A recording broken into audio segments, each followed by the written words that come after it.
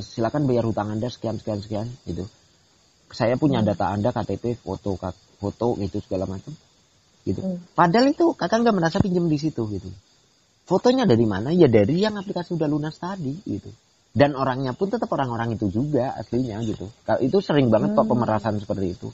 Nah, makanya ini kan yang lagi kita bahas ini juga kebetulan nggak nyebut aplikasi juga. Jadi bisa ilegalnya, bisa legalnya.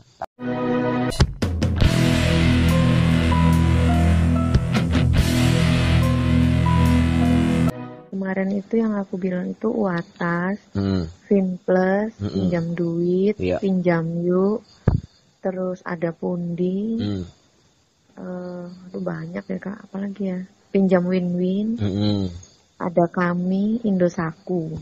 Oh ya legal semua sih yang saya dengar. Nah oke. Berarti sebenarnya itu legal karena legal semua dan kebetulan kalau yang kakak sebutin tadi kan gini ya kak, kalau legal nih saya kasih tahu dulu resikonya yang legal itu hanya ada 2 gitu. Yang enggak resiko ada beberapa ya. Yang pertama peneroran ke kita, penagihan dalam bentuk, kenapa saya sebut peneroran gitu. Jadi peneroran itu artinya sebenarnya penagihan yang secara terus menerus, itu yang disebut peneroran. Dan semua pinjol pasti mau legal mau ilegal sama pasti ngalamin itu gitu loh.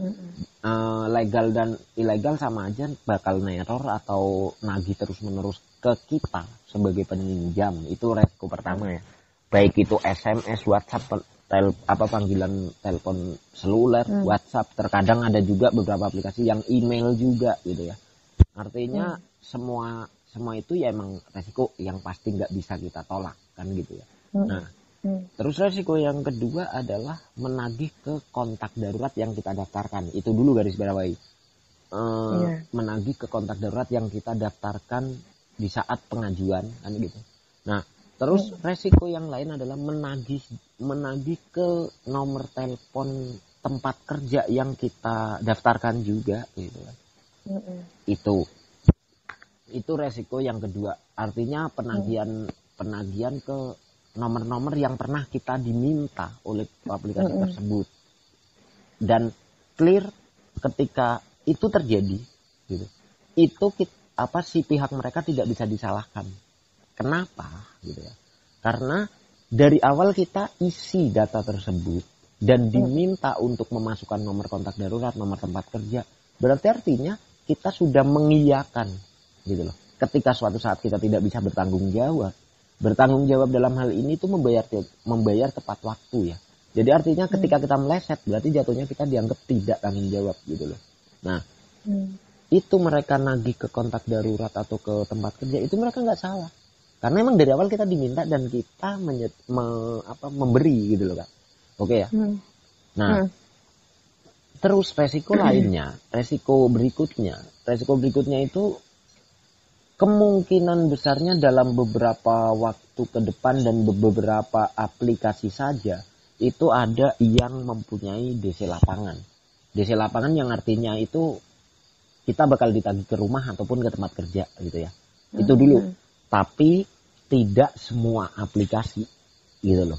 Nah yang kebetulan kalau yang dari kakak tadi sebutkan tadi itu kebetulan itu kemungkinan besarnya itu dalam hal ada di lapangan kemungkinan besarnya yang kakak sebutin tadi itu enggak gitu loh. Apalagi wilayah kakak pun bukan di wilayah yang yang identik sering didatangi, contoh Jakarta gitu. Di Malang sih ada, tapi yang kakak sebutin tadi yang kakak punya kayaknya sih saya belum pernah dengar aplikasi-aplikasi itu ada anggota grup saya yang didatangi khususnya di daerah yang kakak tempat tinggal sekarang kan gitu. Iya. Nah, itu resiko yang keberapa saya lupa lah. Resiko lainnya itu nama kakak kemungkinan bisa buruk di by checking. Itu nanti ketika kakak nggak bayar sekian lama, biasanya sih seringnya 90 hari atau 3 bulan, itu kemungkinan nama kakak itu bisa buruk gitu loh. Tapi balik lagi, itu pun tidak semua aplikasi dan tidak secara otomatis buruk. Jadi artinya itu gini. Ini contoh ya. Contoh kakak punya aplikasi A nggak kebayar sampai 3 bulan atau 90 hari. Kalau si aplikasi tersebut tidak bahasanya tidak melaporkan nama kakak ke pihak terkait gitu, itu kemungkinan nama kakak tetap akan biasa aja.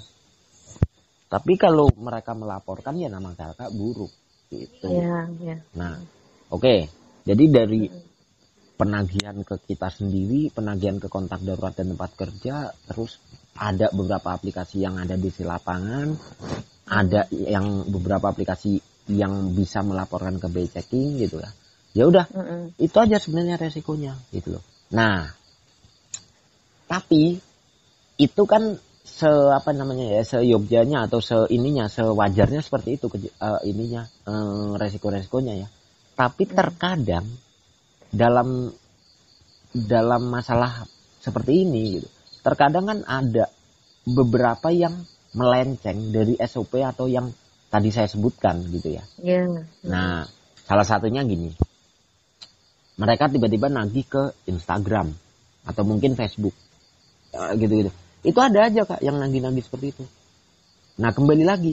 Artinya tuh gini, poinnya adalah ketika aplikasi tersebut tidak meminta.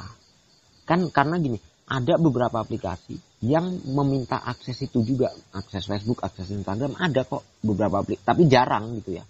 Nah, ketika mereka meminta itu dan kita memberi, dan akhirnya endingnya mereka menagih ke situ, itu nggak salah sekali lagi. Tapi kalau umpama nggak diminta akses, namun mereka mencari-cari sendiri tuh, kadang-kadang soalnya banyak banget kejadian yang tiba-tiba nemu Instagram kita atau Facebook kita gitu, tiba-tiba kita ditagih di situ. Itu salah, karena emang kita dari awal nggak memberi kan gitu. Nah, ya kayak yang saya kemarin itu kan. Yang itu foto yang dipakai foto saya di Facebook. Nah, artinya kan berarti mereka mencari-cari Facebooknya gitu-gitu sampai akhirnya ketemu gitu. Tapi kembali makanya perhatikan aja gini. Karena mereka salah, maksudnya salah yang tidak sesuai SOP tadi ya. Cara memperhatikannya sepele. Ketika mereka menagih ke Facebook, ke Instagram, gitu-gitu, kemungkinan besar mereka nggak mau nyebut aplikasinya. Gitu. Karena apa? Karena tahu itu salah gitu loh. Dan mereka tahu kalau mereka nyebutin aplikasinya blunder buat saya mereka. Bisa lapor gitu. Ya, kakak bisa lapor dan mereka bisa diproses karena kita punya bukti yang kuat gitu loh. Tapi yang udah-udah kan umpama kakak ditagih lewat Facebook atau Instagram, mereka melanggar. Kakak laporkan nih ke AFPI atau ke OJK gitu. Tapi nggak bakal artinya mereka nggak bisa proses apa-apa, nggak bisa memberi teguran apa-apa, karena mereka kan nggak nyebut aplikasinya juga, gitu. Makanya balik lagi, mereka yang nggak nyebut aplikasi, berarti mereka paham bahwa itu salah, gitu loh. Nah, oke, itu yang melenceng yang pertama. Melenceng yang kedua, menagih keluar kontak darurat. Nah, di poin ini kan tadi kakak di awal sempat bahas tuh, yang masalah temennya adiknya kan gitu ya. Dan kemarin yang kakak screenshot ke saya kayaknya kan juga nggak nyebut aplikasi juga kan gitu. Iya. Nah, sebenarnya itu agak rancu sih. Agak rancunya itu gini. Agak rancunya itu pertama aplikasi apa kita nggak tahu. Berarti kita cuma bisa menerka-nerka atau dalam tanda kutip ya kira-kira aja gitu. Kita kiranya adalah mana aplikasi yang udah telat, mana aplikasi yang udah jatuh tempo, atau mungkin H-2 gitu, karena H-2 juga udah mulai ditagih kan gitu ya. Nah, tapi kalau seumpama kakak di situ ada beberapa aplikasi, toh kita juga nggak bakal tahu dong dari di antara umpama taruhlah yang udah jatuh tempo 5. Kita juga cuma kira-kira berarti di antara 5 ini. Tapi ya balik lagi, nggak ada bukti yang kuat juga kan gitu. Nah, yang jadi masalah atau jadi pertanyaan adalah kenapa mereka bisa seperti itu atau bisa menagih keluar kontak darurat. Termasuk di poin ini kakak kan tadi cerita tentang temennya adiknya gitu ya. Nah, pertanyaan saya pertama gini, temennya adiknya itu kakak kenal nggak sama dia? Gitu dulu. Enggak ya, sama sekali enggak. Nah, enggak. Kontak darurat adiknya sempat jadiin kontak darurat juga enggak? Iya, saya salah masukin nomor, maksud saya tak masukin nomor yang nggak aktif, ternyata masih aktif gitu loh. Tapi artinya nomornya adiknya lah ya gitu ya. Iya, okay, ya. Iya. Nah, iya. Tapi harusnya itu masuk tetap ke adiknya loh, bukan ke temennya harusnya. Itulah saya Karena bingungnya. kalau ke temennya nih ini gini, kronologinya apa bukan kronologi? Penjelasannya adalah begini. Kalaupun ya, yang pertama yang perlu digarisbawahi adalah pinjol legal itu nggak bisa akses kontak, gitu. Gini, coba kakak flashback ke belakang gitu ya. Kakak flashback ke belakang. Ketika kakak mau minjem di aplikasi tersebut kan ada permintaan akses tuh, contoh izin akses kamera, kita pilih dia gitu. Tapi di situ nggak ada izin akses kontak loh kak. Beda dengan yang 7 harian. Kalau yang 7 harian emang itu ada gitu ya. Nah Oke. Nah di situ kalaupun anggaplah aplikasi itu bisa akses kontak lah ya.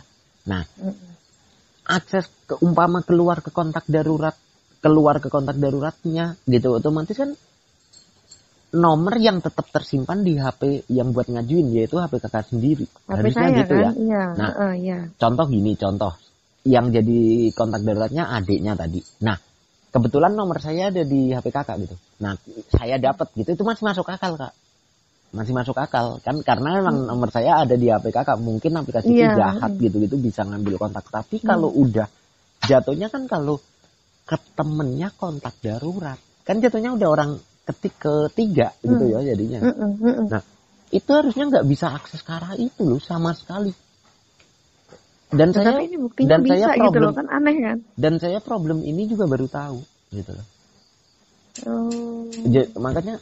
Makanya saya kemarin nggak mau bahas lewat chat, karena emang mau saya tanyakan lebih rinci lagi gitu. Dan satu lagi nih, ya bukan saya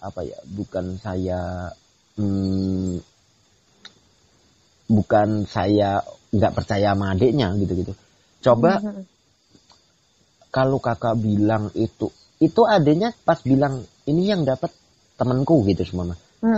Itu hanya sekedar bilang seperti itu atau ada? Ada capture-nya saya kirim ke kakak.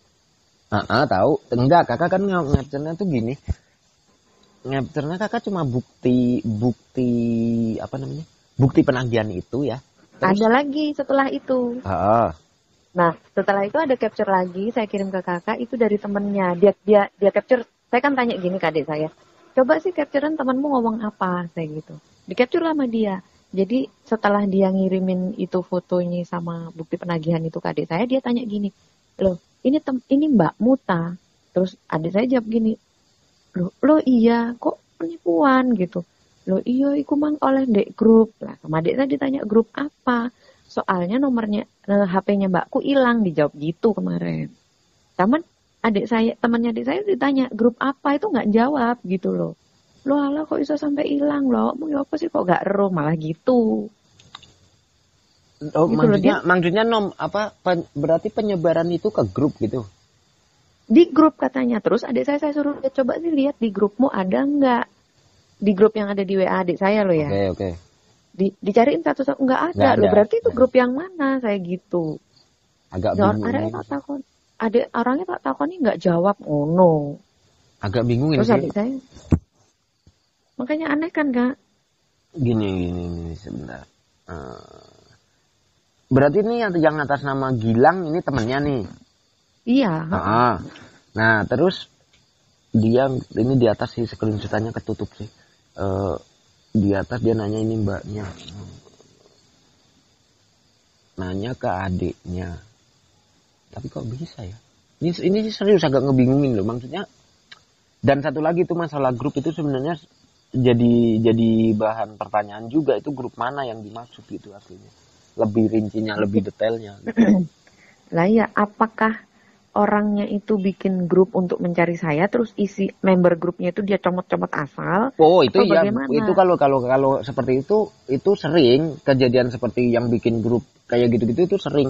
Tapi yang jadi pertanyaan kan gitu, kalaupun bikin grup nih, contoh mama bikin grup, ya minimal adiknya sampean itu ikut dong di grup itu. Ada di situ kan? Gitu. Dan agak rancu ketika ini andai-andai kita berbicara umpama si DC tersebut bikin grup nih ya. Minimal adiknya kambil nih. Karena apa? Adiknya sebagai kondar. Itu kambil tuh. Iya. Nah, tapi ketika di grup itu kebetulan ada temennya adiknya dan temennya adiknya itu nggak ada di kontak kakak, itu lebih jadi pertanyaan juga gitu. Kalau cuma masalah bikin grup itu udah sering terjadi, tapi balik lagi kondarnya ikut gitu loh. Tapi kalau kondarnya nggak ikut juga agak bingung. Terkecuali bisa jadi begini juga.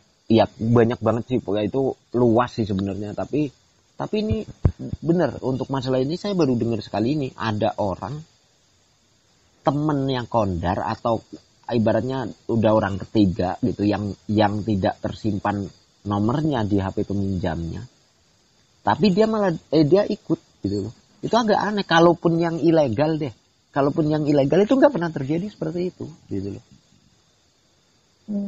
Makanya saya kemarin juga bingung. Makanya adik saya kan akhirnya ikut down ya, kaget gitu kan. Akhirnya saya jadi ya membesarkan hatinya lah, udah nggak apa-apa. Terus fotonya ini foto diambil dari yang mana? Itu foto saya di Facebook yang dia ambil. Foto di Facebook. Soalnya gini pertanyaannya, kan kakak dulu juga pernah ada ilegal juga. Jadi gini, nih saya tarik mundur ya. Ilegal kalaupun kakak udah pernah bayar gitu ya, udah lunas lah, udah nggak ada masalah nih ya. Tapi data kakak di sana nggak bakal dihapus Kak. Jadi suatu saat mereka iseng, contoh pengen apa namanya, pengen nguras uang kakak lah atau pengen buat meras gitu. Itu mereka kan dengan gampangnya ngomong. Contoh ini contoh aja. Kakak pinjol yang udah dibayar yang ilegal, aplikasinya namanya Apple lah ya umpama. Mereka kan nagih kakak dengan ngomong, saya dari aplikasi Jeruk, silakan bayar hutang Anda sekian gitu. Saya punya data Anda, KTP, foto gitu segala macam gitu. Padahal itu kakak nggak merasa pinjam di situ gitu. Fotonya dari mana? Ya dari yang aplikasi udah lunas tadi gitu. Dan orangnya pun tetap orang-orang itu juga aslinya gitu. Itu sering banget kok pemerasan seperti itu.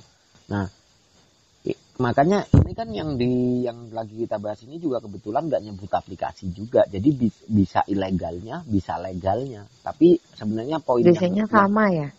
Ya kalau DC-nya sama nggak juga. Oh maksudnya legal dan ilegal masalah DC-nya sama juga enggak lah. Cuma maksudnya kita cuma nggak tahu aja itu dari yang mana. Tapi yang masih sampai sekarang masih membingungkan itu kan terkait orang ketiga itu. Iya. Kalau umpama cuma sekedar keluar kondar, tapi kontak itu ada di HP kakak masih agak mending. Maksudnya agak mending dalam arti masih kita bisa cukup. Oh berarti ada sistem mereka walaupun nggak bisa dari awal nggak terlihat bisa akses kontak. Mungkin ada sistem yang diumpetin. Ternyata bisa akses kontak gitu, entah melalui apapun gitu ya. Tapi kalau umpama ke orang ketiga kan agak aneh gitu. Maksudnya, dari mana dia tahu kontak yang orang ketiga ini kan gitu. Nah ya itu. Kan nggak mungkin, yang kenapa jadi nggak mungkin gini loh Kak. Kakak yang pinjem, masa iya yang diakses kontaknya malah kontak yang ada di HP kondarnya, kan nggak masuk akal banget. Nah oke lah, lupain dulu lah masalah itu.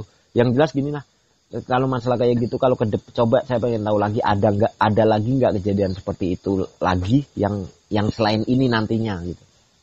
Kalau emang ada ya nanti saya tetap cari info nih, ya, kok bisa sampai seperti itu gitu. Karena emang selama ini belum pernah terjadi. Terkecuali gini. Ntar dulu sedikit nih. Terkecuali gini. Contoh, kakak umpama punya aplikasi Shopee umpama ya. Aplikasi Shopee kan ada pay letter dan kakak mungkin nggak bayar di situ atau maksudnya telat di situ umpama. Ini contoh aja. Nah, kakak pernah isi pulsa ke nomor yang ketiga ini nih tadi temennya adiknya gitu. Kenal aja enggak. Nah iya makanya itu dari awal kan kakak bilang nggak kenal gitu.